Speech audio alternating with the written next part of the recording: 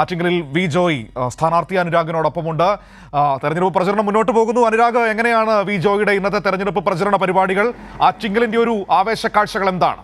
മനു, നമുക്കറിയാം ആറ്റിങ്ങൽ എന്ന് പറയുന്നത് ചുവപ്പ് കോട്ട തന്നെയാണ്. അവിടെ കഴിഞ്ഞ ദിവസം ഒരു അസാധാരണ സാഹചര്യത്തിൽ മണ്ഡലം കൈവിട്ടുപോയി. പക്ഷേ ഇത്തവണ അത് തിരിച്ചു പിടിക്കുമെന്ന തികഞ്ഞ ആത്മവിശ്വാസത്തിൽ തന്നെയാണ് ഇടതുമുന്നണി സ്ഥാനാർത്ഥി പ്രവർത്തനം മുന്നോട്ട് പോകുന്നത്. നമുക്കറിയാം കനത്ത വെയിലാണ്. ആ കനത്ത വെയിലിൽ പോലും ഇന്ന് രാവിലെ മുതൽ തന്നെ തുറന്ന ജീപ്പിൽ പരമാവധി ആളുകളെ കണ്ടുകൊണ്ട് വോട്ട് തേടുകയാണ് വിജോയ്, സ്ഥാനാർത്ഥി വിജോയ്. ഇപ്പോൾ നമുക്കൊപ്പം അദ്ദേഹം ചേരുകയാണ്. വലിയ ആത്മവിശ്വാസം തന്നെ, ഞാൻ നേരത്തെ സൂചിപ്പിച്ചതുപോലെ തന്നെ ഇടത് കോട്ട തന്നെയാണ്. പക്ഷേ കഴിഞ്ഞ വർഷത്തെ ഒരു അസാധാരണ സാഹചര്യം ഇത്തവണ എന്തായാലും മണ്ഡലം തിരിച്ചു പിടിക്കുമെന്ന ആത്മവിശ്വാസമുണ്ട്. എങ്ങനെയാണ് കാണുന്നത്? ഇടതുപക്ഷ ജനാധിപത്യ മുന്നണി ഒരു 6-7 മാസം മുമ്പ് തന്നെ തെരഞ്ഞെടുപ്പ് പ്രവർത്തനങ്ങൾ ചിട്ടയായി ആരംഭിച്ചിട്ടുണ്ട്. കഴിഞ്ഞ പ്രാവശ്യം നമുക്ക് കൈവിട്ടു പോയത് ഇപ്രാവശ്യം നിശ്ചയമായിട്ടും തിരിച്ചു പിടിക്കണം. ആ തിരിച്ചു പിടിക്കാനുള്ള ഒരു ആത്മവിശ്വാസത്തിലാണ് ഞങ്ങളുടെ പ്രവർത്തകരെല്ലാം. എല്ലാ അർത്ഥത്തിലുമുള്ള പ്രവർത്തനങ്ങൾ നമ്മൾ ഇപ്പോൾ ഇന്നലെ ഗോവിന്ദ മാഷ് സ്ഥാനാർത്ഥിയെ പ്രഖ്യാപിച്ചത് മുതൽ നല്ല ആവേശത്തോടു കൂടിയിട്ടുള്ള പ്രവർത്തനമാണ് നടക്കുന്നത്. ഇന്നലെ വർക്കല, ചിറയിൻകീഴ്, ആറ്റിങ്ങൽ മണ്ഡലങ്ങളിൽ ഇന്നലെ പ്രധാനപ്പെട്ട സെൻറ്ററുകളിൽ സ്ഥാനാർത്ഥി എന്നുള്ള നിലയിൽ പോയിരുന്നു. ഇന്ന് രാവിലെ ചിറയിൻകീഴിൽ നിന്ന് ആരംഭിച്ചു. വീണ്ടും ഇപ്പോൾ വെഞ്ഞാറമൂട് പൂർത്തീകരിച്ചിരിക്കുകയാണ്. ഇനി നെടുമങ്ങാട് മണ്ഡലത്തിലേക്ക് പോവുകയാണ്. 7 നിയമസഭാ മണ്ഡലങ്ങളിലും അതിൻ്റേതായിട്ടുള്ള നന്നായിട്ടുള്ള പ്രവർത്തനങ്ങൾ നടത്തി ഈ മണ്ഡലം തിരിച്ചു പിടിക്കാനുള്ള എല്ലാ പരിശ്രമവും ഞങ്ങൾ നടത്തിക്കൊണ്ടിരിക്കുകയാണ്. വി ജോയ് എന്ന സ്ഥാനാർത്ഥിയെ സംബന്ധിച്ച് നാട്ടുകാർക്ക് എല്ലാവർക്കും സുപരിചിതനാണ്. കാരണം CPM ജില്ലാ സെക്രട്ടറി എന്ന നിലയിൽ എല്ലാവർക്കും ആ ഒരു ഉടനീളം ഒരു സ്വാധീനമുണ്ട്.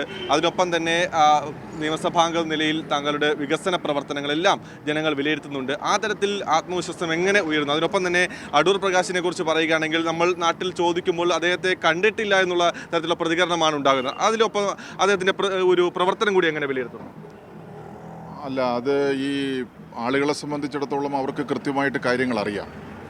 ഈ കേരള ഗവൺമെൻറ്റിൻ്റെ കഴിഞ്ഞ തുടർച്ചയായിട്ടുള്ള ഗവൺമെൻറ് വന്നതോടുകൂടി ഒരു 7-7.5 വർഷക്കാലം എല്ലാ മണ്ഡലങ്ങളിലും നിയമസഭാ മണ്ഡലങ്ങളിലും MLA-മാരുടെ നേതൃത്വത്തിൽ നടന്ന ഒരിക്കലും നമുക്ക് പകരം വയ്ക്കാനില്ലാത്ത നിലയിലുള്ള വികസന പ്രവർത്തനങ്ങളാണ് നടന്നിട്ടുള്ളത്. ആ വികസന പ്രവർത്തനങ്ങൾ നടക്കുമ്പോൾ ഒരു MP എന്നുള്ള നിലയിൽ MPയുടേതായിട്ടുള്ള എന്ത് പ്രവർത്തനമാണ് 5 വർഷക്കാലം നടന്നത്?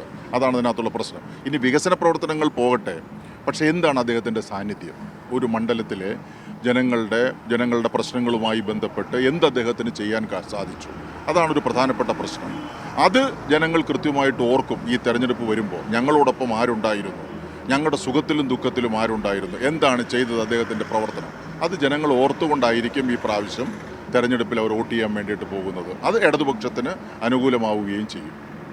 ഇപ്പോൾ രാഷ്ട്രീയ കക്ഷി ഭേദമന്യേ പലരും പിന്തുണയുമായി വരുന്നുണ്ട്. ഇന്ന് തന്നെ ഇപ്പോൾ BJPയിൽ നിന്ന് കുറച്ച് പേർ നമ്മുടെ പാർട്ടിയിലേക്ക് വരുന്നുണ്ട്. അപ്പോൾ ഈ ഒരു സാഹചര്യത്തെ, ഈ രാഷ്ട്രീയ കാലാവസ്ഥ എങ്ങനെയാണ്? അത് തിരുവനന്തപുരം ജില്ലയിൽ പ്രത്യേകിച്ചും 100 കണക്കിന് കോൺഗ്രസ് BJP പ്രവർത്തകരാണ് ഈ അടുത്ത കാലത്തായിട്ട് CPMലേക്ക് വന്നത്. അതിൻ്റെ ഏറ്റവും അവസാനത്തെ ഒരു ഉദാഹരണമാണ് കർഷക മോർച്ചയുടെ സംസ്ഥാന ഭാരവാഹിയൊക്കെ ആയിരുന്ന ശ്രീ നെല്ലനാട് ശശി. ഇന്നിപ്പോൾ BJP വിട്ട്, BJPയുടെ ജില്ലാ ഭാരവാഹിത്വത്തിലേക്ക് ഉണ്ടായിരുന്നയാളാണ്. അദ്ദേഹം BJP വിട്ട് CPMനോടൊപ്പം ചേർന്ന് പ്രവർത്തിക്കാൻ തീരുമാനിച്ചത്. അങ്ങനെ ഒരു നാട്ടിലെ പ്രധാനപ്പെട്ട, ഇപ്പോൾ കോൺഗ്രസിനകത്തെ മതേതര വിശ്വാസികൾ കോൺഗ്രസിൽ നിന്നു പോകാൻ വേണ്ടിയിട്ട് സാധിക്കില്ല. വല്ലാത്തൊരു സാഹചര്യമാണ് കോൺഗ്രസിനെ ഇന്ന് അലട്ടുന്നത്. ഇപ്പോൾ ഇന്നലെ ഹിമാചൽ പ്രദേശിൽ കോൺഗ്രസിൻ്റെ MLA-മാർ കൂറുമാറി BJPയുടെ രാജ്യസഭാ സ്ഥാനാർത്ഥി വോട്ട് ചെയ്തിരിക്കുകയാണ്, അനിശ്ചിതത്വത്തിലേക്ക് വന്നിരിക്കുകയാണ്. ആകെ ആ പ്രദേശത്ത് ഒരു കോൺഗ്രസിനുണ്ടായിരുന്ന ഏക സംസ്ഥാനമാണത്. അതിൻ്റെ കഥ കഴിയാൻ വേണ്ടി പോവുകയാണ്. വല്ലാത്തൊരു സാഹചര്യത്തെയാണ് നേരിടാൻ വേണ്ടിയിട്ട് പോകുന്നത്. അപ്പോൾ അതുകൊണ്ട് നമുക്ക് അനുകൂലമായിട്ടുള്ള ഒരു സംവിധാനം, ഒരു രീതി പാർലമെൻറ്റ് തെരഞ്ഞെടുപ്പിനോട് അടുത്തടുത്ത് വരുമ്പോൾ കൂടുതൽ നേതാക്കന്മാർ നമ്മുടെ ഇടതുപക്ഷത്തോടൊപ്പം ചേർന്ന് വരുമെന്നാണ് ഞങ്ങൾ പ്രതീക്ഷിക്കുന്നത്. ഇടതുപക്ഷത്തെ സംബന്ധിച്ച് പ്രത്യേകിച്ച് ചോദിക്കേണ്ടതില്ല. സാധാരണക്കാർക്കൊപ്പം നിൽക്കുന്നത് തന്നെയാണ്. അതിനൊപ്പം വികസനം തന്നെയാണ് ചർച്ചയാക്കി മുന്നോട്ട് പോകുന്നത്. ഇത്തവണ ഈ മണ്ഡലത്തിലും എങ്ങനെയാണ്, എന്ത് വിഷയങ്ങൾ ചർച്ചയാക്കിയാണ് വോട്ട് തേടാൻ പോകുന്നത്? അല്ല, വികസന മുരടിപ്പുണ്ട്. ഒരു പാർലമെൻറ്റ് അംഗം ചെയ്യേണ്ടതായിട്ടുള്ള വികസന പ്രവർത്തനങ്ങൾ നടത്താത്തതിൻ്റെ ഒരു മുരടിപ്പ് ഇവിടെ ഉണ്ട്. അത് ഞങ്ങൾ എടുത്ത് ചൂണ്ടിക്കാണിക്കുക. ഇനി എന്തെല്ലാം ചെയ്യാൻ പറ്റുമെന്നുള്ളത് ഞങ്ങളുടെ പ്രകടന പത്രികയിലൂടെ ഞങ്ങൾ വന്നാൽ നമുക്ക് എന്തെല്ലാം ചെയ്യാൻ പറ്റുമെന്ന് ജനങ്ങളോട് പറയുകയാണ്. അങ്ങനെ വോട്ട് ചോദിക്കാൻ വേണ്ടിയിട്ടാണ് ഞങ്ങളിപ്പോൾ തീരുമാനിച്ചിട്ടുള്ളത്. എന്തായാലും ആവേശകരമായ പിന്തുണ ലഭിച്ചുകൊണ്ട് തന്നെയാണ് വി ജോയ് ഇപ്പോൾ പര്യടനം നടത്തിക്കൊണ്ടിരിക്കുന്നത്. നമുക്കറിയാം കഴിഞ്ഞ ദിവസം നടന്ന കല്ലമ്പലത്തായാലും വർക്കലയിലായാലും ആറ്റിങ്ങലിലായാലും വലിയ ജനപിന്തുണ, അതായത് സ്ഥാനാർത്ഥി പ്രഖ്യാപനം കഴിഞ്ഞ് നിമിഷങ്ങൾക്കകമാണ് ഈ റോഡ് ഷോ നടക്കുന്നത്. ആ സമയത്ത് പോലും വലിയ ഒരു പിന്തുണയാണ് എല്ലായിടത്തും വി ജോയ്ക്ക് ലഭിച്ചത് എന്നുള്ളതാണ് അദ്ദേഹത്തിൻ്റെ സ്വീകാര്യത എത്രത്തോളം മണ്ഡലത്തിലുണ്ട് എന്നുള്ളതിന് തെളിവായി മാറുന്നതാണ്